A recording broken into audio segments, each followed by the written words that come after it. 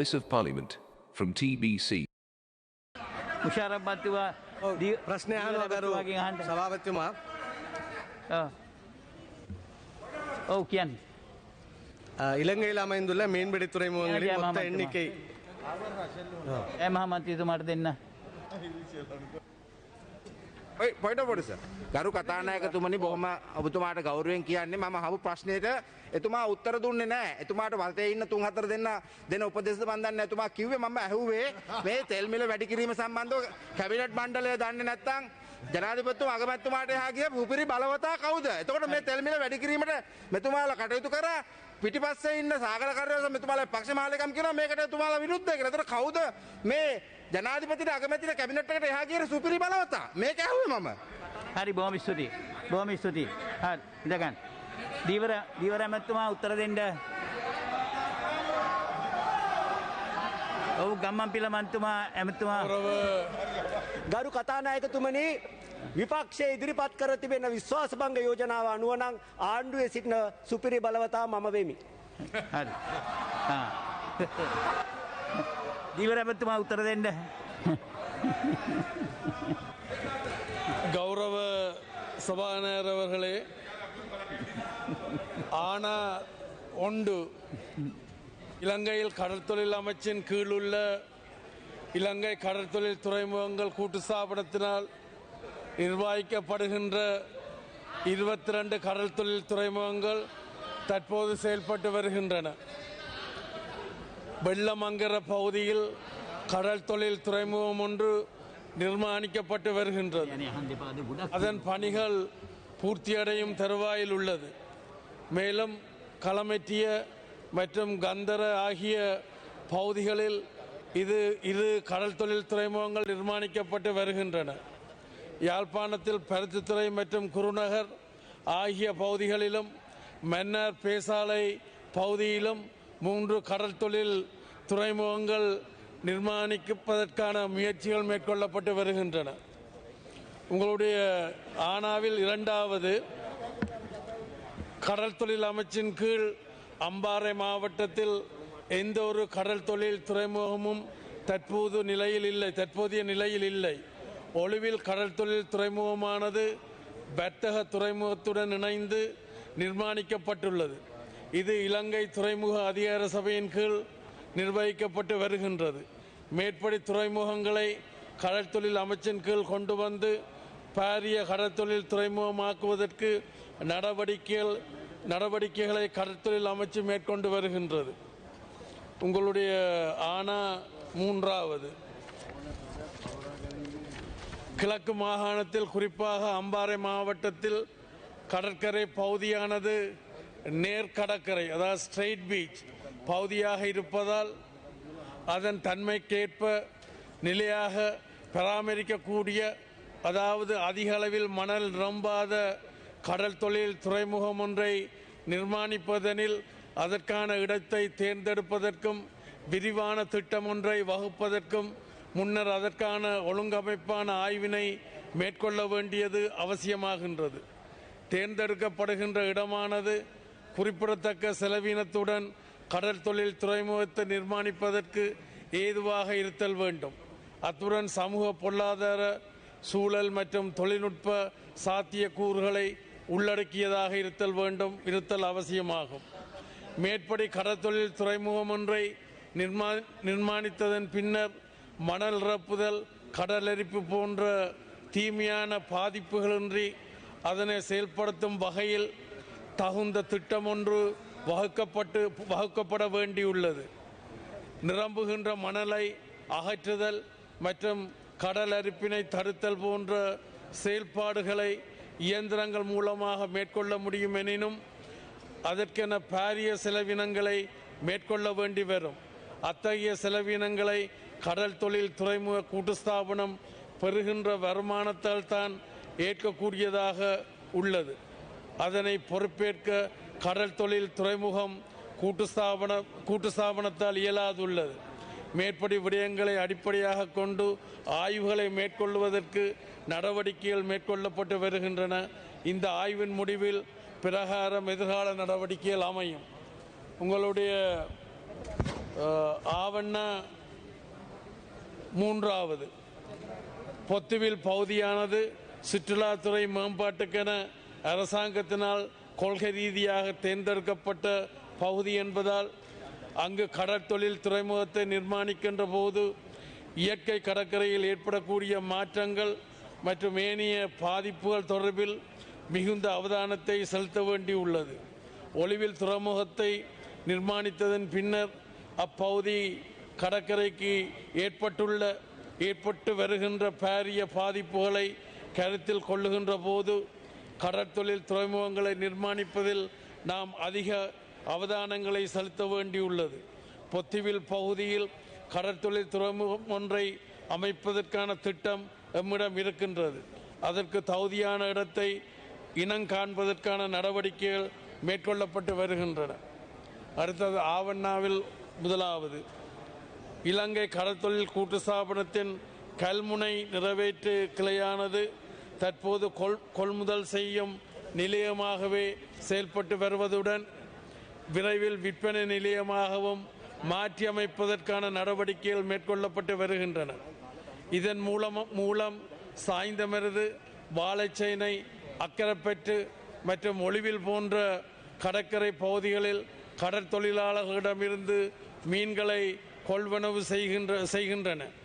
இங்கு கொள்வனவு செய்யப்படுகின்ற மீன் வகைகள் கிழக்கு மாகாணத்தில் சுகாதார அமைச்சின் கீழுள்ள அதாவது மட்டக்களப்பு, அம்பாறை, அக்கரைப்பற்று மருத்துவமனைகள், அஸ்ரப் மருத்துவமனை மற்றும் அம்பாறை தாதியர் பயிற்சி கல்லூரி போன்றவற்றிற்கு விநியோகம் செய்யப்படுகின்றன. மேலும் வாகனங்களின் மூலமாகவும் சியம்பலாண்டுவ, அம்பாறை, மகாவ போன்ற பல்வேறு இடங்களில் நடமாடும் விற்பனை சேவையும் நடத்தப்பட்டு வருகின்றன. அத்துடன் நாடு முழுவதிலும் உள்ள இலங்கை கடற்தொழில் கூட்டு ஸ்தாபனத்தின் நிறைவேற்று விற்பனை நிலையங்களுக்கும் அனுப்பப்படுகின்றது. மேலும் அம்பாறையில் இலங்கை கடற்தொழில் கூட்டு ஸ்தாபனத்தின் விற்பனை கிளையொன்றும் செயல்பட்டு வருகின்றன.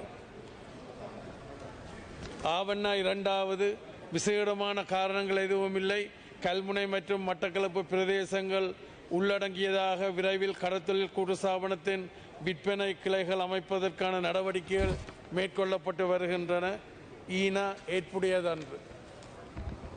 கௌரவ அமைச்சர் அவர்களே, முதலாவதாக இந்த ஒலிவில் மீன்பிடி துறைமுகம் தொடர்பாக அதற்கான நடவடிக்கைகள் மேற்கொள்ளப்படும் என்பதை நீங்கள் தெரிவித்திருக்கிறீர்கள். அதற்காக நன்றிகள். ஆனால் நீண்ட காலமாக இந்த ஒலிவில் மீன்பிடி துறைமுக அபிவிருத்தி தொடர்பிலே வாக்குறுதிகள் வழங்கப்படுகின்றன. ஒரு முறையான ஒரு திட்டம் ஒன்று நடைமுறைப்படுத்துவதாக இல்லை. ஒலிவில் துறைமுகம் அமைத்ததன் பிற்பாடு ஒலிவில் பகுதிகள் பாதிக்கப்பட்டது. மண் அரிப்பினால், கடல் அரிப்பினால் நிலங்கள் உள்வாங்கப்பட்டன. அதே சமயத்தில் ஒலிவில் மீன்பிடித்துறையும் பாரிய அளவில் பாதிக்கப்பட்டு அங்கே மணல் குவிந்திருக்கிற நிலையில் மீன்பிடியாளர்கள் உள்ளே செல்ல முடியாத ஒரு நிலைக்கு சென்றிருக்கின்றார்கள். கடந்த ஆட்சி காலங்களிலும் கூட அந்த ஒலிவில் துறைமுக பகுதியானது ஒரு மீன்பிடி துறையாக அபிவிருத்தி செய்யப்படுகிற போது மிக வெற்றிகரமான ஒரு மீன்பிடி துறையாக இருக்கும் என்பதான மதிப்பீடுகள் கூட செய்யப்பட்டன.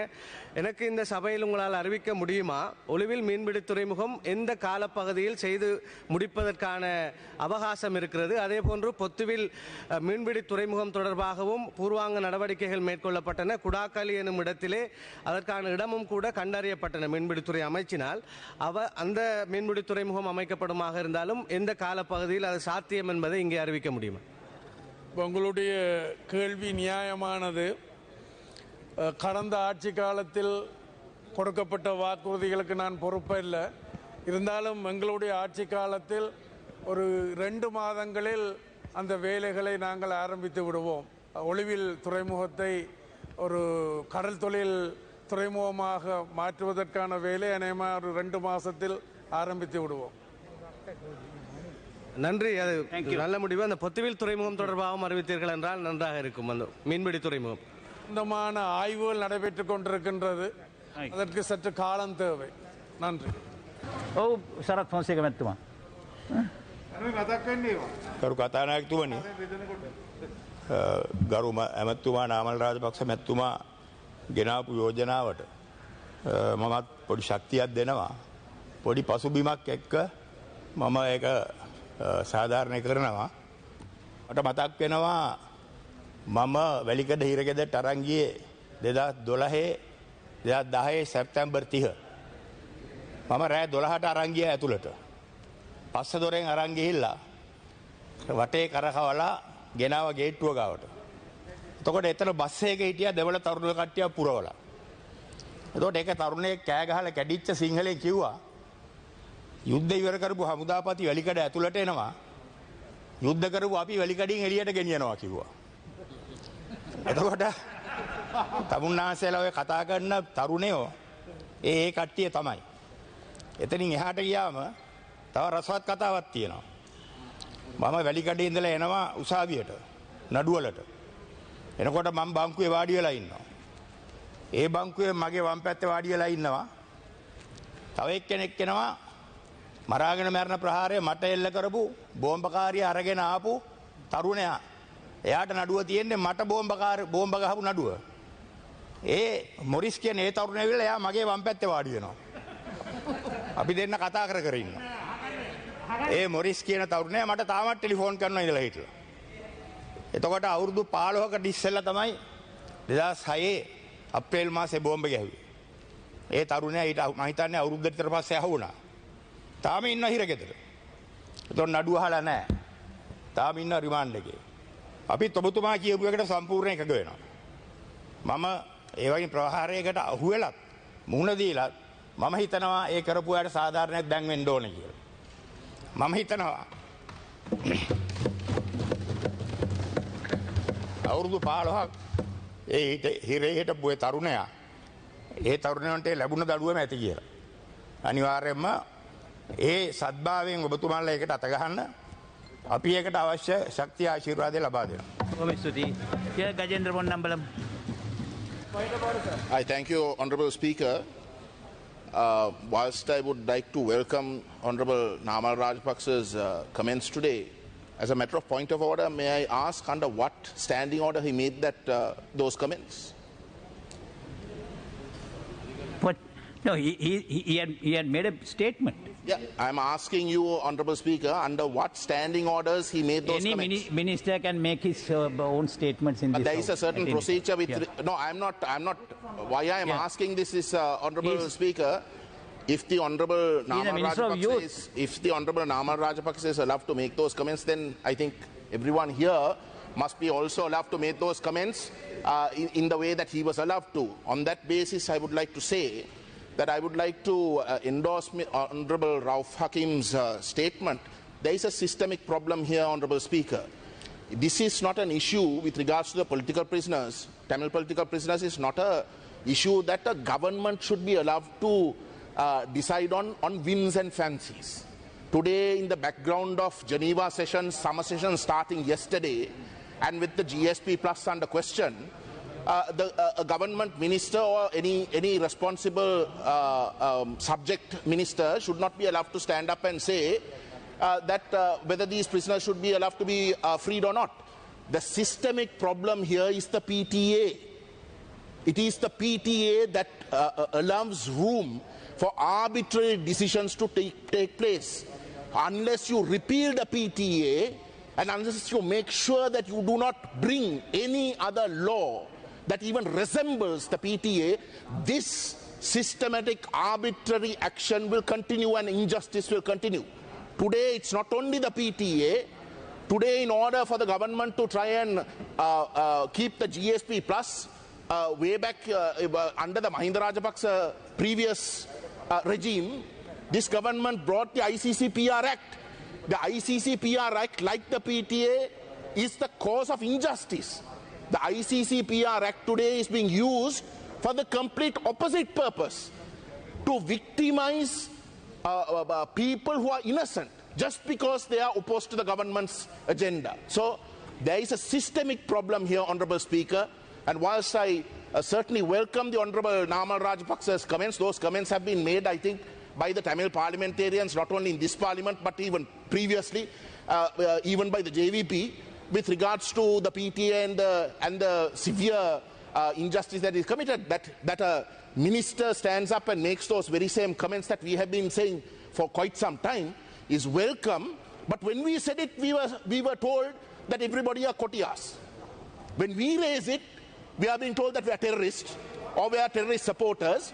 So what we are asking is that the government identifies the actual problem, which is the PTA, which is what is creating the systemic injustice, and make sure that no such law similar to the PTA is brought into law. Thank you. Yeah. Rasamanikam Mantwa. බොහොම ස්තුතියි ගරු නාමල් රාජපක්ෂ මන්ත්‍රීතුමා මේ වැදගත් දෙයක් මෙතනට මේ ගෙනාප එක. මම ඒකට තව ඉල්ලීමක් ගන්න කැමති ගරු නාමල් රාජපක්ෂ ඇමතුමාගෙන්. ගිය අවුරුද්ද ඇතුළත නාමල් ඇමතුවත් 100කට කිට්ටු වෙන්න අලුතෙන් අරස් කරලා තියෙනවා ළමයිව. දැන් මේ ගිය සති දෙකකට කලින්ුත් මේ පොලිසියෙන් අරස් කරලා තිබ්බා Facebook එකේ. මම දිගින් දිගටම පාර්ලිමේන්තුවේ මේක මතු කරලා තියෙනවා. Facebook එකේ දාපු අයව අරස් කරනවා. දැන් අපි කතා කරන්නේ අවුරුදු ගානකට කලින් අරස් කරපු අය. ඇමතුමා කියනවා හිරේ ඒගොල්ලන් හම්බුණා. මම මීට කලින් මේක පාර්ලිමේන්තුවෙත් ප්‍රකාශ කරා. ඇමතුමා මේකට හරි මේ ඇදියත් වෙන්න කියලා. මොකද ඇමතුමා කලින්ුත් කිව්වා මේගොල්ලන්ම නිදහස් කරනවා කියලා. හැබැයි ඇමතුමා දැන් ගිය මාසය ඇතුළත ගිය අවුරුද්ද ඇතුළත 100කට කිට්ටු වෙන්න අලුතෙන් අරස් කරලා තියෙනවා. Facebook එකේ නොඑක් දේවල් දැන් මම අද හවස මම ඉල්ලීමක් ගන්නනේ. අද හවස සභාව කල්තබන අවස්ථාවේ ප්‍රශ්නයක් මම යොමු කරලා තියෙනවා ආරක්ෂක අමාත්‍යාංශයට. මම මේකෙන් ඉල්ලීමක් කරලා තියෙන්නේ ඔය අරස් කරලා තියෙන කට්ටිය පරණ අය තිබිච්ච ඒගොල්ලන්ගේ නඩු ටික අහලා ඔබතුමා කියපු විදිහට අපි අලුත් වැඩපිළිවෙලක් කරමු. දැන් මේ අවුරුද්ද ඇතුළත අරස් කරපු අයට වහාම අප දෙන්න. මොකද පිටිපස්සේ අපි දන්නවා පිටිපස්සේ ඉන්නවා ගරු සිවනේසදුරේ චන්ද්‍රකාන්තන් පාර්ලිමේන්තු මන්ත්‍රීතුමා පිල්ලයන්. එතුමාට කොහෙන් හරි අප හම්බුණානේ දැන් මේ PTA එක යටතේ අරස් කරපෙද්දී. එතුමාට වත්කම් තියෙනවා. එතුමා ප්‍රෙසිඩන්ට් කවුන්සිල් ලා ගේනවා නඩුව අහන්න. ඉතින් එතුමා කොහොම හරි අප ගත්තා. එතුමා පාර්ලිමේන්තු මන්ත්‍රී කෙනෙක්. එතුමා ආණ්ඩු පක්ෂයට සපෝට් කරනවා. එතුමා ආණ්ඩු පක්ෂයට හිතවත්. ඉතින් එතුමාට අප හම්බුණා. හැබැයි ඒ වගේ මේ අරස් ඒ වගේ මේ තියෙන අනිත් ළමයිට දෙන්න මේගොල්ලෝ නඩුව අහන්නවත් ඕනේ නැහැ. මොකද දැන් සති දෙකකට කලින් ප්‍රදීපන් කියලා ළමයෙක් අරස් කරා. එයා ඒගොල්ලෝ අප නෙවෙයි ඒගොල්ලෝ කෙලින්ම නිදහස් කරලා මොකද නඩුවක්වත් දාලා නැහැ. ඉතින් ඒක නිසා අනේ විනාඩියක් දෙන්න නාමල් නැමතුව විනාඩියක් දෙන්න. මේක වහාම මේගොල්ලන්ට විසඳුමක් ලබා දෙන්න. මොකද ඇත්තටම මේ ප්‍රදීපන් කියලා මන්ත්‍රී එක ළමයෙක් එයා ඇවිල්ලා ජනනායක පෝරාලිය Crusaders for Democracy කියලා දේශපාලන පක්ෂයක් පටන් ගන්න තින්නේ. ඒක නිසා එයාවත් අරස් කරලා මම අද හවස මම දාලා තියෙන කල්තබීම අවස්ථාවේ ප්‍රශ්නේදී ගරු සරත් වීරසේකර ඇමතුමාත් දන්නේ නැහැ පැහැදිලිව උත්තර දෙන්න යන්නේ. මොකද මේක ඩිෆෙන්ස් මිනිස්ටර් එකට අයිති දෙයක්. ඉතින් එතුමාට කියන්න මේගොල්ලන්ව වහාම නිදහස් කරන්න. Facebook දාපු එක මේ වැරද්දක් නෙවෙයිනේ. Please. Yeah, honorable member. I must first clarify about my statement because I made it as a Minister of Youth and Sport. Because I believe this is something that is concerning the youth. So it's my duty to bring it to the notice of the Parliament. And also, Honorable Speaker, we must decide what we want to do. Whether we want to make it a political issue and debate in Parliament, or whether we want to end this from here. So what has happened in the past, we have always made this political. Every time you speak in Parliament, make it political, but no government want to give answer, Honorable Speaker. But we are willing to take it on a serious note to find a solution. But that doesn't mean, listen, that doesn't mean, listen, Honorable member, there is law in the country. We have to understand that. What we are trying to say is, these people have been remanded for more than our lifetime. Okay. So you can't compare them with someone who was remanded yesterday, Honorable Speaker. So, ඔබතුමා මේ කරන වැඩෙන් වෙන්නේ මොකක්ද දන්නවද? මේ කරන් යන වැඩ පිළිවෙල සම්පූර්ණයෙන් කඩාකප්පල් කරන එක. මොකද අපිට තේරෙනවා මේ වැඩ පිළිවෙලත් දෙක්ක ඔබතුමාලාගේ දේශපාලනය අවසන් වෙන්න පුළුවන්. හැබැයි ඒක නෙවෙයි මෙතන ප්‍රශ්නේ කරු කතානායකතුමනි. That's right. අපි එදා රණවිරෝධ දඩයම්කට විරුද්ධ වුණා. Yeah, shall we conclude this now? අසර 15ක් 20ක් රක්ෂිත බන්ධනාගාරයකට ඉන්වයිට්මන්ට් එකක්වත් දෙන්නේ නැතුව මේක සාධාරණද? මේක සාධාරණද? Is it fair?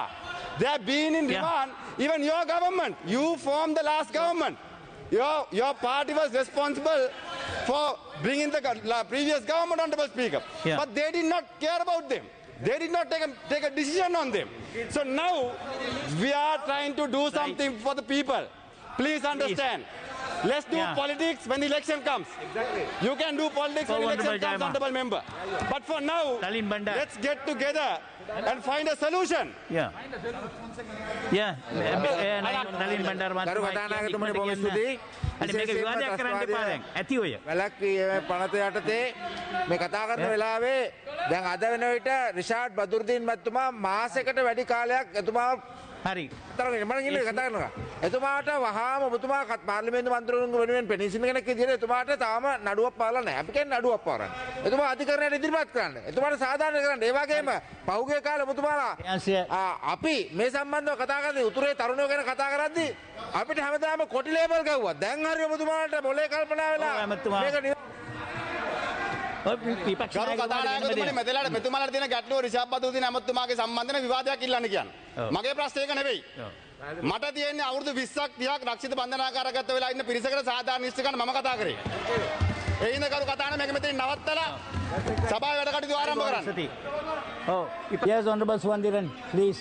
Speaker, Honorable Speaker, thank you, sir. On behalf of the Tamil National Alliance, I want to put it on record that we welcome the announcement made by both Honorable Minister for Sports and Youth Affairs and the Minister of Justice with responsibility today in the House. We welcome that. I want to put that on record because I don't want others to say that we somehow made it a political issue. No, we don't. We welcome that move.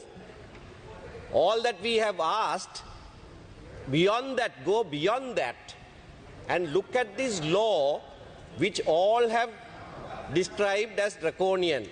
You must repeal this Prevention of Terrorism Act in toto.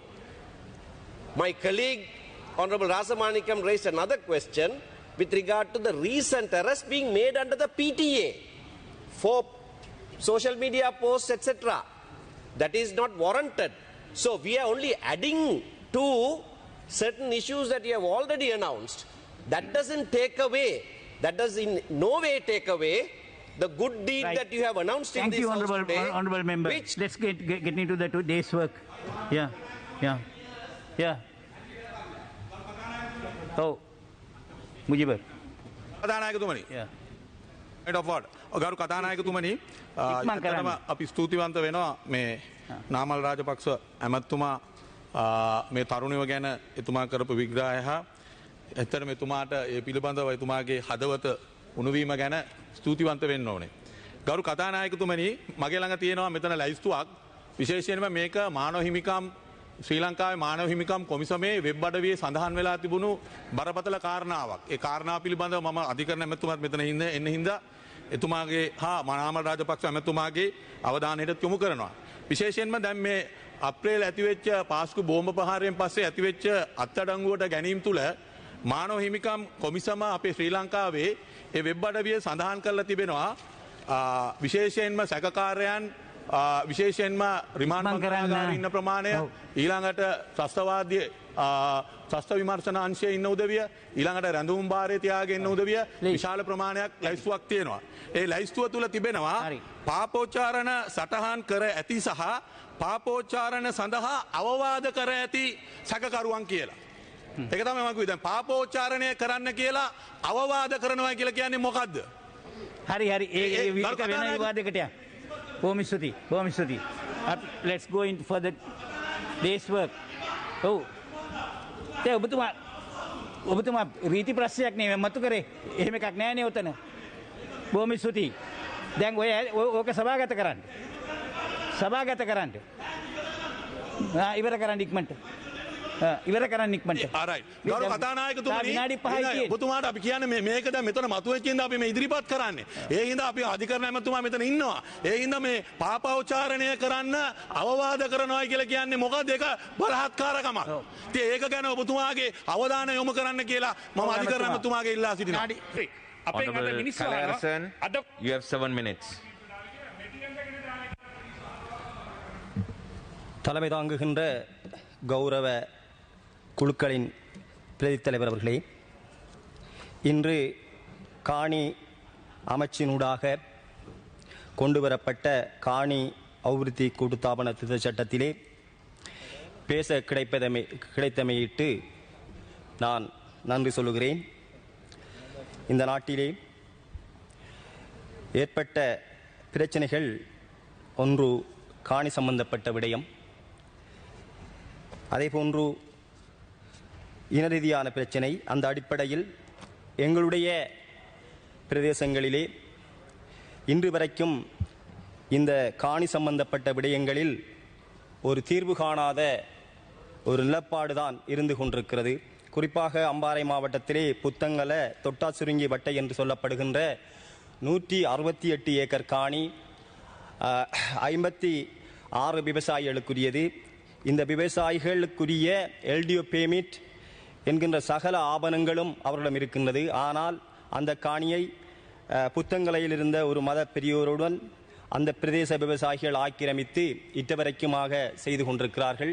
நாங்கள் இது சம்பந்தப்பட்ட விடயத்திலே கூடுதலான கவனம் எடுத்து கச்சேரி metal, அதாவது அம்பார அரசாங்க அதிபர் தலைமையிலே பல கூட்டங்கள் நடைபெற்றும் அதற்குரிய தீர்வுகள் கிடைக்கப்பெறவில்லை. அங்குள்ள விவசாயிகளிடம் இருக்கின்ற ஆவணங்களை சமர்ப்பிங்கள் என்று சொன்ன பொழுது தமிழ் விவசாயிகளிடம் மாத்திரம்தான் எல்டிஓ பெர்மிட் இருந்தது, ஏனைய விவசாயிகளிடம் எதுவுமே இருக்கவில்லை.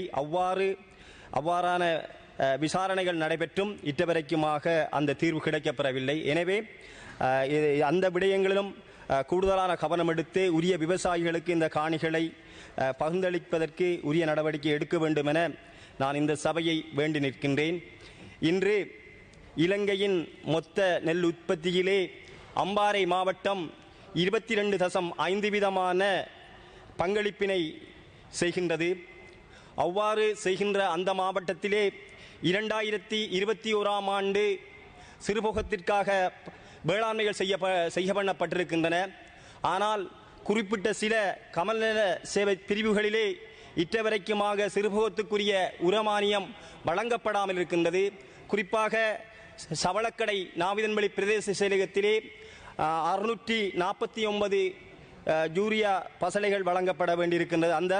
அதேபோன்று திருக்கோவில், தம்புலுவில், கோமாரி, பொத்துவில், அக்கரைப்பற்று, அட்டாளச்சேனை, பாலமுனை, மதகம, இறக்காமம் போன்ற கமநல சேவை திணைக்களத்தில் கிட்டத்தட்ட 92,000 கிலோ யூரியா பசலையும் 6,677 கிலோ டிஎஸ்பியும் அதேபோன்று 19,600 கிலோ எம்ஓபியுமாக வழங்கப்பட இருக்கின்றது. ஆனால் இப்பொழுது விவசாயம் செய்து 45 நாட்கள் கடந்த சூழலில் இட்டவரைக்குமாக அந்த விவசாயிகளுக்குரிய சிறுபோகத்துக்குரிய உரமானியம் வழங்கப்படாமை என்பது மிகவும் ஒரு கவலையளிக்கிற விடயமாக நாங்கள் பார்க்கின்றோம். ஏனென்றால் அந்த மக்கள் அவர்களுடைய வாழ்வாதார தொழிலாக இந்த விவசாயத்தை நம்பி வாழ்ந்து கொண்டிருக்கிறார்கள். அவ்வாறு அந்த மக்கள் வாழுகிற பொழுது அவர்களுக்கு வழங்க வேண்டிய இந்த உரமானியத்தை இந்த அரசாங்கம் இட்டவரைக்கும் வழங்காமல் இருப்பதென்பதும் ஒரு கவலையான ஒரு விடயம். அது மாத்திரமல்ல, அவ்வாறு வழங்காமல் நிறுத்திவிட்டு தனியார் கடைகளிலே 50 கிலோ கொண்ட ஒரு அந்த யூரியா 4,000 ரூபாவுக்கும் விற்பனை செய்யப்படுகிறது. இவ்வாறு விற்பனை செய்யப்படுவதன் நோக்கத்தை நாங்கள் பார்க்கின்ற பொழுது தனியான ஒருவர் கூடுதலான லாபத்தை பெறுகிற ஒரு நிலைமைதான் அங்கே இருக்கின்றது. அது மாத்திரமல்ல, ரசாயனங்கள் கூட, கிருமிநாசினிகள் கூட அடிக்கப்பட்ட விலையை விட இரட்டிப்பான விலையிலேயே அந்த ரசாயனங்கள், கிருமிநாசினிகள் விற்பனை செய்யப்படுகின்றது. இது குறிப்பிட்ட ஒரு வர்க்கத்தை மாத்திரம் திருப்திப்படுத்துவனவாக இது அமைகிறது. இது நிறுத்தப்பட வேண்டும். ஏற்கனவே இந்த நாட்டிலே தேர்தல் காலங்களில் நீங்கள் முன்வைத்த சுபிட்சத்தின் நோக்கு நன்சற்ற உணவுகளை உற்பத்தி செய்கின்றோம் என்ற அடிப்படையில் நீங்கள் கூறியிருந்தாலும் இதனை நீங்கள் ஒரு சீரான முறையிலே நடைமுறைப்படுத்தி இருக்க வேண்டும். வெறுமனே விவசாயிகள் தங்களுடைய விவசாயங்களை செய்துவிட்டு இடநடுவிலே இவ்வாறான பணிகளை நீங்கள் செய்வதனூடாக இந்த விவசாயிகளை நடுக்கடலிலே கொண்டு தள்ளிவிடுவது போன்ற ஒரு நிகழ்வாகத்தான் இது இருக்கின்றது. எனவே இதனை நீங்கள் நிறுத்த வேண்டும். இது மாத்திரமல்ல, எங்களுடைய பகுதிகளிலே அறுவடை நடைபெறுகின்ற பொழுது உரிய நேரத்தில் அரசாங்கத்தினால் இந்த நெல் கொள்வனவு கூட நடைபெறுவதில்லை. அறுவடை காலங்களில் 2,500 ரூபாய் இருந்து 2,700 ரூபாய்க்கு அந்த நெல்லுகள் விற்பனை செய்யப்படுகின்றன. இதனால் முழுக்க இந்த விவசாயிகள் பாதிக்கப்படுகிறார்கள். அது மாத்திரமல்ல, எங்களுடைய கல்முனை பிரதேசத்திலே நாங்கள் நீண்ட காலமாக இங்கு பல குரல்களை எழுப்பி வருகின்றோம்.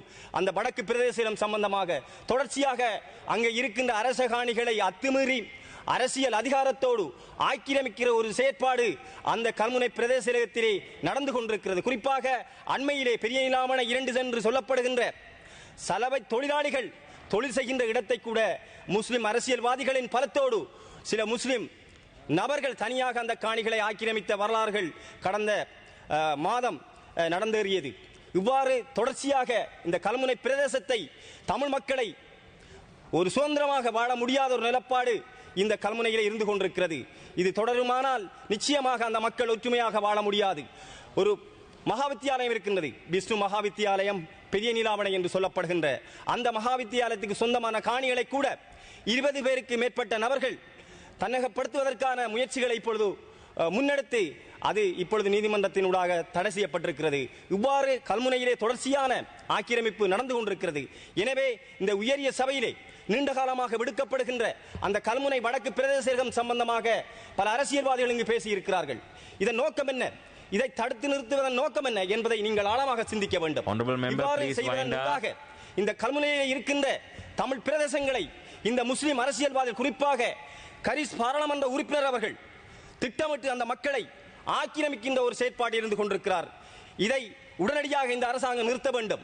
அவர்களுடைய நியாயபூர்வமான வடக்கு பிரதேச செயலகத்தை தரம் உயர்த்தி கொடுப்பதுதான் இந்த அரசாங்கத்தின் கொள்கையாக இருக்க வேண்டும். எனவே இந்த விடயத்தில் இந்த அரசாங்கம் பின்னணியிலிருந்து செயற்படுகிறதா என்ற கேள்வியும் கூட எங்கள் மனதிலே எழுந்து கொண்டிருக்கின்றது. எனவே வாய்ப்பை தந்தமைக்காக நன்றி கூறி விடைபெறுகின்றேன். நன்றி. මීළඟට ගරු සුරේස් වඩුවේල් මැතිතුමා ඔබතුමාට මිනිත්තු 3ක් කාලයක් තියෙනවා. நன்றி. சபையை தலைதாங்கி நடந்து கொண்டிருக்கின்ற உறுப்பினர் அவர்களே, நேர காலங்கள் மிகவும் குறைவிழந்த காரணத்தினால் கௌரவ எஸ்.எம். சந்திரசேகரன் அவர்கள் கொண்டிருக்கின்ற இந்த காணி அபிவிருத்தி கூட்டுத்தாபன திருத்த சட்டத்திலே விசேடமாக என்னுடைய தொப்புள்குடி ஒரு மலையக மக்கள் இன்று முகம் கொடுத்து கொண்டிருக்கின்ற மிக பாரிய பிரச்சனைகளை இந்த உயரிய சபையிலே முன்வைக்கலாம் என நினைக்கின்றேன். விசேடமாக கௌரவ காணி அமைச்சர் அவர்களே, பெருந்தோட்டங்களிலே வீடுகள் கட்டப்பட்டு வீடுகளிலே குடியமர்ந்திருக்கின்ற இன்று பல்லாயிரக்கணக்கான மக்கள் காணி உறுதிப்பத்திரமின்றி இருக்கின்றார்கள். விசேடமாக இந்த கிட்டத்தட்ட 30 வருடங்களுக்கு மேலாக கடன் மூலமாகவும் கடன் பெற்று வீடுகள் அமைத்து பெருந்தோட்டங்களிலே காணி உறுதிப்பத்திரம் இல்லாத பல்லாயிரக்கணக்கான மக்கள் இருக்கின்றார்கள். கடந்த அரசாங்கத்திலே அமைச்சரை அங்கீகாரமும் பெற்று பெருந்தோட்ட கைத்தொழில் அமைச்சர் ஆயத்தமாக அதை வைத்திருக்கின்றேன். அந்த உறுதிகளை வழங்குவதற்கு நீங்கள் நடவடிக்கை எடுக்க வேண்டும் என இந்த சபையிலே வைத்து உங்களிடம் கேட்டுக்கொள்கின்றேன். அத்தோடு தரிசு நிலங்கள், பெருந்தோட்டங்களில் காணப்படுகின்ற தரிசு நிலங்களை உபயோகிப்பதற்கு மலையக இளைஞர்களுக்கு இடம் கொடுக்கக்கூடிய ஒரு உகத்தான நேரம் இது நினைக்கின்றேன். இந்த நாட்டிலே இந்த அரசாங்கம் விவசாயத்தை விரும்புகிறார் என்றால் விவசாயத்தை ஊக்குவிக்க வேண்டும் என்று நினைப்பார்களே, ஆனால் இனவாதமற்ற அரசாங்கம் என்றால் மலையகத்திலே காலம் காலமாக பல 100 ஆண்டுகளாக பல தசாப்த காலமாக இந்த நாட்டினுடைய அபிவிருத்திக்கு முழுமையாக உந்து சக்தியாக திகழ்கின்ற அந்த பெருந்தோட்டத்தில் இருக்கின்ற மலையக இளைஞர் யுவதிகளுக்கு அந்த தரிசு நிலங்களை உடனடியாக பகிர்ந்தளிக்க வேண்டிய ஒரு நிலைமை ஏற்படுத்த வேண்டும். முன்னரும் கூட பல வரவு செலவு திட்டத்திலே பாராளுமன்றத்திலே பலர் இதை பற்றி பேசியிருக்கின்றார்கள். ஆகவே நடைமுறை சாத்தியப்படக்கூடிய வகைகளை அதனை வழங்க வேண்டும். இன்று பெருந்தோட்ட கம்பெனிகள் பெருந்தோட்ட மலையக மக்களை முழுமையாக வஞ்சிக்கும் செயற்பாடுகளில் ஈடுபட்டுக் கொண்டிருக்கிறார்கள்.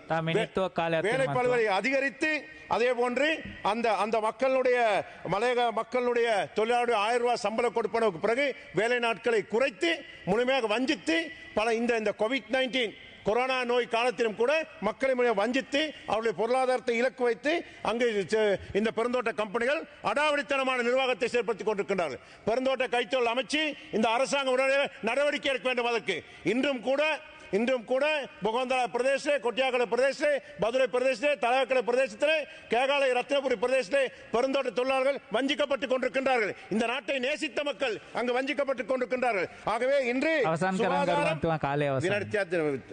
சுகாதாரம் அதே போன்று வைத்தியசாலை, கல்வி, ஜூம் ஃபெசிலிட்டிஸ் கூட இன்று மலையக மக்களுக்கு கிடைக்காத ஒரு நிலைமை ஏற்படுகிறது. நியாயம் ஏற்படாமல் இருக்கிறது. மலையக மக்களுக்கு எந்த விதத்திலும் நியாயம் இல்லாமல் முழுமையாக அந்த மக்களை நிராகரித்து புறக்கணித்து அத்தியாவசிய பொருட்களை விலையேற்றத்தையும் ஏற்றி எரிபொருள் விலையேற்றத்தையும் ஏற்றி அந்த மக்களை ஒரு வறுமை கோட்டிலே இந்த அரசாங்கம் இன்று மலையக மக்களை தள்ளி வைத்திருக்கின்றது. ஆகவே உடனடியாக அரசாங்கம் பொறுப்பாக இந்த அரசாங்கம் நடவடிக்கை எடுக்க வேண்டும். அந்த மக்களின் உரிமையை முழுமையாக பெற்றுக் கொள்வது மட்டுமல்லாது அவருடைய வாழ்வியை 5000 ரூபாய் கொடுப்படவும் எங்க மலையக மக்களுக்கு 5000 ரூபாய் கொடுப்படவில்லை. ஆகவே இந்த மலையக மக்கள் இன்று வஞ்சிக்கப்பட்டிருப்பதை இந்த அரசாங்கம் முழுமையாக பார்த்து நடவடிக்கை எடுக்க வேண்டும் என நான் இந்த சந்தர்ப்பத்தில் கேட்டுக்கொள்கின்றேன்.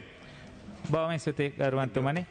ඊළඟට ගරු SMM මුසාරප් මන්ත්‍රීතුමා ඔබතුමාට මිනිත්තු 6ක කාලයක් තියෙනවා. தலைமை ஆசனத்தில் அமர்ந்திருக்கும் உறுப்பினர் அவர்களே, காணி சுவீகரிப்பு சட்டத்தின் ஒழுங்கு விதிகளை திருத்துகின்ற இந்த விவாதத்திலே எனக்கும் சந்தர்ப்பம் கிடைத்தமைக்காக நான் முதற்கண் நன்றி தெரிவித்துக் கொள்கின்றேன். காணி சுவீகரித்தல் சட்டத்தின் கீழ் பல்வேறு அபிவிருத்தி கருத்திட்டங்களுக்கு சுவீகரிக்கப்பட்ட தனியார் காணிகளுக்கு நஷ்டஈடு வழங்குதல் என்பது ஒரு சென்சிட்டிவான ஒரு இஷ்யூ, மிகவும் நுணுக்கமான ஒரு இஷ்யூ. தனியார்கள் அவர்களுடைய உழைப்பிலே, அவர்களுடைய சிரமத்திலே அவர்களால் வாங்கப்பட்ட ஒரு காணியை நாட்டினுடைய தேசிய நலனுக்காக, நாட்டினுடைய அபிவிருத்தி திட்டத்திற்காக அரசாங்கம் சுவீகரிப்பது என்பது மிகவும் மிக முக்கியமான ஒரு கட்டம். அந்த இடத்திலே அந்த காணி உரிமையாளர்கள் கஷ்டப்பட்டு சிரமப்பட்டு அந்த காணியை வாங்கியவர்களை திருப்திப்படுத்துவது என்பது முதன்மையாக பார்க்கப்பட வேண்டிய ஒன்று. ஆனால் ஒரு நாட்டிலே பல்வேறு நிகழ்ச்சி திட்டங்களிலே இவ்வாறு காணிகள் சுவீகரிக்கப்படுகிற போது இந்த காணி உரிமையாளர்கள் திருப்திப்படுகின்றனவா அல்லது அவர்களுக்கான நஷ்டஈடு சரிவர கிடைக்கின்றனவா என்கின்ற கேள்விதான் இங்கே மிக முக்கியமான ஒரு கேள்வி. இந்த கேள்விகள் கேட்கப்படாமலே பல்வேறு அபிவிருத்தி திட்டங்கள் நடந்தேறியும் இருக்கின்றன. பலர் தங்களுடைய காணிகளுக்கு உரிய நஷ்டஈடு கிடைக்கவில்லை, காணிகளை இழந்து விட்டோம் என்ற ஏக்கத்தோடு இருக்கின்ற நிலைகளையும் நாம் பார்க்கின்றோம். எனவே இத்தகையதொரு முக்கியமான ஒரு விடயத்திற்காக ஒரு சட்ட திருத்தத்தை கொண்டு வந்து இந்த தனியார் காணிகள் சுவீகரிக்கப்படுகிற போது சரியான ஒரு விலை நிர்ணயம் செய்யப்பட்டு இந்த தனியார் காணிகளுக்கு சொந்தக்காரர்கள் திருப்திப்படும் அளவிற்கான ஒரு தீர்வினை வழங்க வேண்டும் என்பதான ஒரு உன்னதமான நோக்கத்தோடு இந்த திருத்த சட்டத்தை இங்கே முன்மொழிந்திருக்கின்ற எங்களுடைய காணி அமைச்சர் கௌரவ சந்திரசேன அவர்களுக்கு எங்களுடைய நன்றியை நான் முதற்கண் தெரிவித்துக் கொள்கின்றேன். இன்று இந்த காணி திருத்த சட்டம் தொடர்பான இந்த விவாதத்திலே ஒரு சில விடயங்களை நான் பேச வேண்டிய கடப்பாடும் இருக்கின்றது. அம்பாறை மாவட்டத்திலே ஒலுவில் துறைமுகம் அமைக்கப்பட்ட போதும் கூட அங்கிருந்த மக்களினுடைய காணிகள் சுவீகரிக்கப்பட்டன. ஒலுவில் துறைமுக அபிவிருத்தி திட்டம் என்பது அந்த மக்களுக்கான ஒரு வரப்பிரசாதம் என்பதாக நம்பப்பட்டது, மக்கள் மத்தியிலும் அது பிரஸ்தாபிக்கப்பட்டது. ஆனால் உண்மையில் நடந்தது என்ன? மக்கள் காணிகளை சுவீகரிப்பின் மூலமாக அரசிடம் இழந்திருந்தார்கள். அதற்கு மேலதிகமாகவும் தங்களுடைய சொந்த காணிகளை கடலரிப்பின் மூலமாகவும் மக்கள் இழந்திருந்தார்கள். அவ்வாறு இழக்கப்பட்ட மக்களுக்கான நஷ்ட ஈடு கிடைத்ததா, மாற்று காணியோ அல்லது பணமாகவோ அவை கிடைத்ததா என்று பார்த்தால் மிக மிக நீண்ட நாட்களின் பின்னர், பல்வேறுபட்ட கோரிக்கைகளின் காத்திருப்புகளின் பின்னர் அவ்வாறான ஒலுவில் மக்களுக்கான நஷ்டஈடு வழங்கப்பட்டது. அவ்வாறு வழங்கப்பட்ட நஷ்டஈடு திருப்திகரமானதாக இருந்ததா என்றால் இல்லை. அவர்களுக்கு வழங்கப்பட்ட நஷ்டஈட்டை பார்க்கின்ற போது எந்த கொள்ளளவிலே அவர்கள் காணி வைத்திருந்தார்களோ, 1 ஏக்கர் வைத்திருந்தவர்கள், அரை ஏக்கர் வைத்திருந்தவர்கள் எல்லோருக்கும் சம அளவான நஷ்டஈடு என்று வழங்கப்பட்ட போது அங்கே ஒரு நீதியான முறையில் அந்த நஷ்டஈடு வழங்கப்படவில்லை என்ற குற்றச்சாட்டு இன்னும் நிகழ்கிறது. அதனையும் தாண்டி அவ்வாறு வழங்கப்பட்ட காணிகளுக்கும் அவர்களுக்கான ஓனர்ஷிப் உரிமை பத்திரம் வழங்கப்படவில்லை என்கின்ற ஒரு பிரச்சனையும் கிட்டத்தட்ட 2 தசாப்தங்களுக்கு மேலாக நீடிப்பதும் இங்கே சுட்டிக்காட்டப்பட வேண்டிய உண்டு. எனவே கௌரவ அமைச்சர் அவர்களே, நீங்கள் மிக முக்கியமான ஒரு சட்ட திருத்தத்தை கொண்டு வந்திருக்கின்ற இந்த தருணத்திலே ஒலுவில் துறைமுக நகரத்தின் போதான சுவீகரிக்கப்பட்ட அந்த காணிகள் தொடர்பான விடயத்தையும் கவனத்திற்கு எடுக்க வேண்டும். அதே சமயத்தில் அவர்களுக்கான நஷ்டஈடு உரிய முறையில் வழங்கப்பட்டு வழங்கப்படாதவர்களுக்கு வழங்கப்படுவதோடு அவர்களுக்கான காணி உறுதிப்பத்திரம் வழங்கப்பட வேண்டும் என்பதையும் இந்த இடத்தில் நான் கேட்டுக்கொள்ள விரும்புகின்றேன். இதே சமயத்தில் இந்த காணி பிரச்சினை என்பது எமது நாட்டினுடைய ஜனாதிபதி அவர்களை அங்காங்கே நான் பாராட்டுவதுண்டு.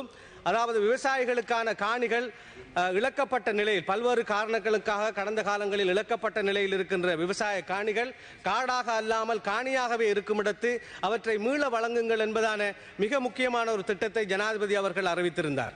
அவர் அவ்வாறு அறிவித்திருந்தும் கூட பல ஏக்கர் காணிகள் பல இடங்களிலும் இன்னும் அது மீள வழங்கப்படவில்லை என்பது மிகவும் கவலையான ஒரு விடயம். நாட்டில் ஏற்பட்டிருக்கின்ற இந்த கொரோனாவினுடைய நிலைமை காரணமாக ஒருவேளை அரசாங்கத்தினுடைய தாமதங்கள் ஏற்பட்டிருக்க கூடும். எனவே கௌரவ அமைச்சர் அவர்களே, கிழக்கு மாகாணத்தில் குறிப்பாக அம்பாறை மாவட்டத்தில் வட்டமடு, வேகாமம், கிரான்கோவை, ஒலுவில் அஷ்ரப் நகர், பொன்னன்வெளி, பாவாபுரம், அம்பலம், மோயா, கனகர் கிராமம் இவ்வாறு பல்வேறு ஏக்கர் காணிகளாகவே இருக்கின்ற பொழுதும் அதனை செய்கை ஆவணங்கள் கைவசம் இருக்கின்ற பொழுதும் அதனை செய்கை பண்ணுவதற்கு அரசு அனுமதிக்காத ஒரு நிலை என்பது உண்மையில் விவசாயிகளை பொறுத்தளவில் மிகவும் துர்ப்பாக்கியமான ஒரு நிலை. எமது நாட்டை பொறுத்தளவிலும் கூட நாட்டினுடைய தேசிய உற்பத்திக்கு பங்களிக்கக்கூடிய வாய்ப்பிருந்தும் நாம் அவர்களை பயிர்களை செய்கை பண்ணாமல் விடுவது ஒரு தாயையும் சேயையும் பிரிப்பது போன்றதான ஒரு விடயம். எனவே அமைச்சர் அவர்கள் இதில் நீங்கள் கவனம் எடுக்க வேண்டும். உடனடியாக இவ்வாறான காணிகள் உரிமையாளர்களுக்கு காணிகளை வழங்கி அவர்களுடைய ஆவணங்களை சரிபார்த்து அதற்கான உறுதிப்பத்திரங்களை வழங்க வேண்டும் என்பதையும் நான் இங்கே வினயமாக கேட்டுக்கொள்கின்றேன். அதே போன்றுதான் இப்பொழுது இந்த பசலை விடயம் மிக பூதாகரமான விடயமாக மாறி இருக்கின்றது. இந்த நாட்டிலே இயற்கை பசலை பயன்படுத்தப்பட வேண்டும் என்பது பிழையானது என்று எவரும் கூறிவிட முடியாது. இயற்கையாக பசலைகள் பயன்படுத்தப்பட வேண்டும், உணவுகள் நஞ்சாவது தடுக்கப்பட வேண்டும் என்று ஆண்டாண்டு காலமாக எல்லோரும் பேசி வருகின்ற ஒரு நல்ல திட்டம் இந்த அரசாங்கம் கொண்டு வந்திருக்கிறது. 1970களிலே உற்பத்தி பொருளாதாரம் மேலோங்க வேண்டும், இந்த எமது நாட்டிற்கு தேவையான பொருட்களை நாமே உற்பத்தி செய்ய வேண்டும், இறக்குமதிகளை குறைக்க வேண்டும், தடுக்க வேண்டும் என்ற நோக்கத்திலே ஸ்ரீமாவோ பண்டாரநாயக்க முன்னாள் பிரதமரால் ஒரு திட்டம் கொண்டு வரப்பட்டது. அந்த திட்டம் தவறானது என்றும் யாரும் சொல்ல முடியாது. ஆனால் இந்த திட்டங்களை கொண்டு வருகிற போது, அதனை அமுல்படுத்துகிற போது இருக்கக்கூடிய பிராக்டிக்கலான பிரச்சனைகள், நடைமுறையான பிரச்சனைகளை நாம் உள்வாங்கிக் கொண்டு அதனை நடைமுறைப்படுத்துவது அவசியமாக இருக்கின்றது. இன்று விவசாயிகளுக்கான உரமானியம் விவகாரத்திலே பலரும் பல கோணங்களில் பேசியிருக்கின்றார்கள். நான் சில விடயங்களை சுட்டிக்காட்ட ஆசைப்படுகின்றேன். சில பகுதிகளிலே, அதாவது நீர் வசதிகள் குறைந்து விவசாய நிலங்கள் அதிகமாக இருக்கின்ற பொத்துவில் பிரதேசத்திலும் கூட பல 4000 ஏக்கர் அளவிலான காணிகளுக்கு ஆரம்ப கூட்டத்திலே அனுமதி வழங்கப்படவில்லை, உள்வாங்கப்படவில்லை. ஏனென்றால் அங்குள்ள நீர் அங்குள்ள மக்களுக்கு பயிர் செய்வதற்கு போதாது என்கின்ற காரணத்தினால் வழங்கப்படவில்லை. ஆனால் வானத்தை நம்பி மழையை நம்பி பயிர் செய்த மக்கள் பயிர்களை விளைவித்திருந்த நிலையில் ஆரம்ப கூட்டத்தில் உள்வாங்கவில்லை என்ற காரணத்திற்காக அவர்களுக்கு பசலை வழங்காமல் இருப்பது என்பது எமது நாட்டினுடைய தேசிய வருமானத்திலே அது தாக்கம் செலுத்தக்கூடிய ஒரு விடயம். எனவே இவ்வகையான விடயங்களிலே அரசாங்கம் கவனம் செலுத்தி விவசாயிகளுக்கான உரமானியத்தையும் வழங்க வேண்டும் என்று இந்த இடத்தில் நான் கேட்டுக்கொள்ள ஆசைப்படுகின்றேன். அதே போன்றும் நான் ஏற்கனவே கூறியது போன்று இந்த காணி சுவீடாக நீங்கள் காணி இழந்தவர்களுக்கான சரியான நஷ்டஈட்டையும் வழங்க வேண்டும் என்று அமைச்சர் அவர்களை கோரி விடைபெறுகிறேன். நன்றி. බොහොම ස්තුතියි ගරුමන්තුමා. ඊළඟට ගරු වේලුකුමාර් මැතිතුමා ඔබතුමාට මිනිත්තු 4ක් කාලයක් තියෙනවා.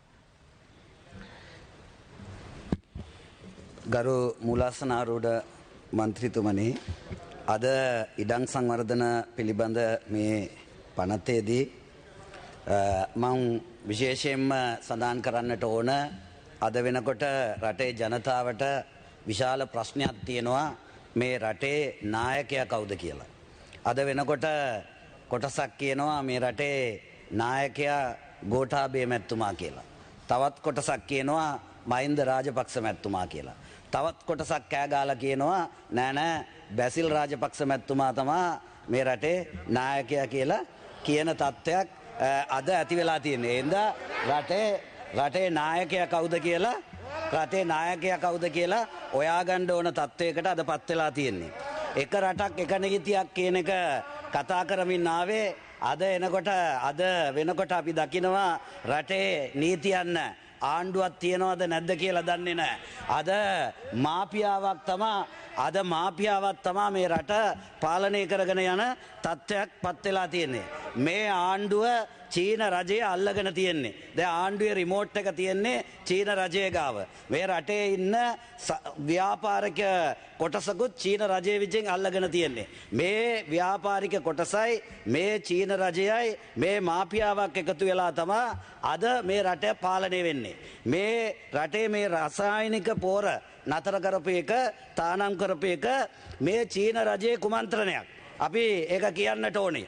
ඒ කුමන්ත්‍රණය අපි දැක්කා. අද වෙනකොට රසායනික පෝර තානම් කරනවා, එට වෙනකොට රජය කියනවා අපි චීනෙන් කාබනික පෝර ගේනවා කියලා. ඉතින් ඒ මාරි ගෙනත් දෙනවා නම් බොහොම හොඳයි කියන එක මම මතක් කරන්න ඕනේ. ඒ වගේම அதே போல இந்த நாட்டிலே ஒரு தலைவர் இல்லாத நிலைமை அல்லது நாட்டினது தலைவர் யார் என கேட்கின்ற நிலையிலே மலையக மக்களை பொறுத்தவரையிலும் இந்த அரசாங்கத்திலே பிரதிநிதித்துவப்படுத்தக்கூடியவர்கள் நொண்டியர்களாக, முதுகெலும்பில்லாதவர்களாக இந்த அரசாங்கத்தை பிரதிநிதித்துவப்படுத்துகின்ற மலையகத்தில் உள்ளவர்கள் செயற்படுவதை காணுகின்றோம்.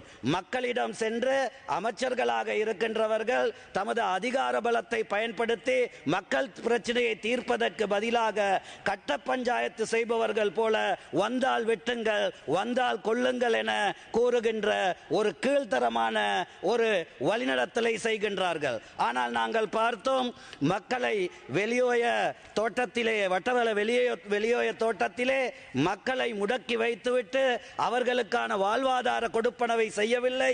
பட்டினியால் இருந்த மக்கள் 5000 கேட்டு பாதைக்கு இறங்கினார்கள். ஆகவே அந்த மக்களை போலீஸ் நிலையத்தில் முறைப்பாடு செய்து அந்த சட்டத்தின் முன் கொண்டு வருகின்ற போது இந்த கட்ட பஞ்சாயத்து செய்த நொண்டியர்கள் எங்கே போனார்கள் என்ற கேள்வியை நாம் எழுப்ப வேண்டி இருக்கின்றது.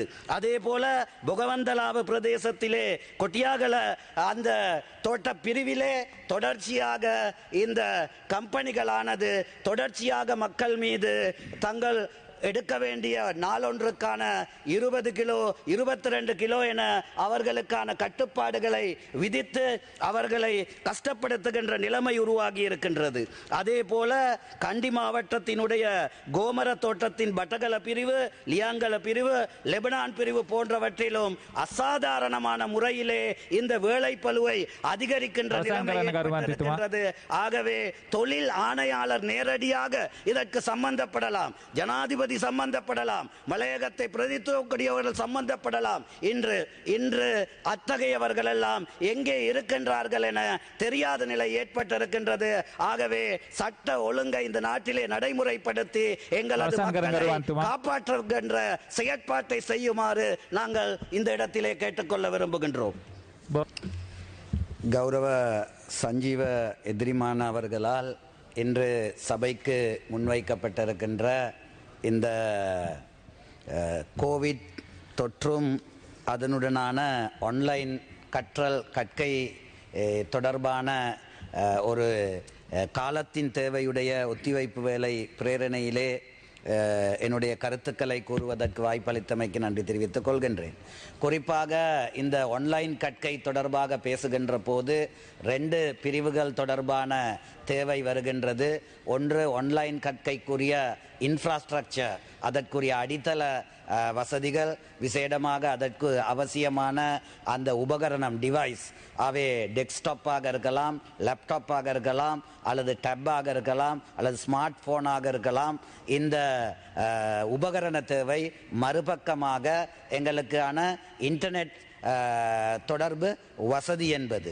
அவே நாங்கள் மிக முக்கியமாக இந்த கிராமப்புறம் நகரப்புறங்களை போலவே எங்களுடைய தோட்டப்புறங்களை எடுக்கின்ற போது ஏறக்குறைய 5% குறைவான அளவுதான் இந்த கணனி பயன்பாடு காணப்படுகின்றது. அவே அதே போல அந்த பிரதேசங்களும் இங்கு குறிப்பிட்டது போல இந்த இணைய வசதிகள், இன்டர்நெட் வசதிகள் மிகவும் குறைந்ததாக இருக்கின்றது. ஆகவே எங்களினுடைய பிள்ளைகளானது இந்த மலைகளை நோக்கி மரங்களில் ஏறுதல், வீட்டு கூரைக்கு ஏறுதல் என்ற இந்த வளமையான இன்னல்களை எதிர்நோக்குகின்றார்கள். இதனால் இந்த நாட்டிலே கல்வி முறையிலே ஒரு சமநிலை இல்லாமல் போயிருக்கின்றது. அவை இதுதான் மிக முக்கியமாக கல்வி அமைச்சர் அவர்கள் அவதானிக்க வேண்டும். இந்த நாட்டின் பிள்ளைகளுக்கிடையிலே கல்வியிலே ஒரு சமநிலையற்ற நிலை இந்த 1.5 வருட காலத்தில் ஏற்பட்டிருக்கின்றது.